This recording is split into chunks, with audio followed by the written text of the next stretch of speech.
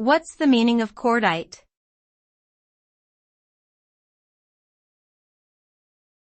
Cordite.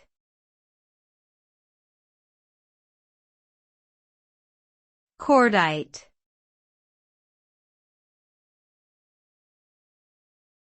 Cordite.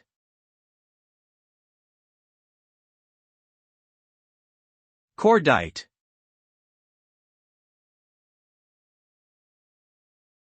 Cordite is a type of smokeless gunpowder that was used in firearms during the 19th and early 20th centuries.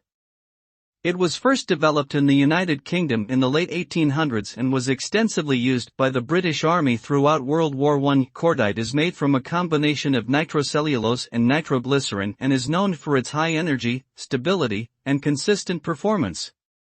When used in firearms, cordite produces very little smoke, which provides better visibility for the shooter and makes it harder for the enemy to detect their position.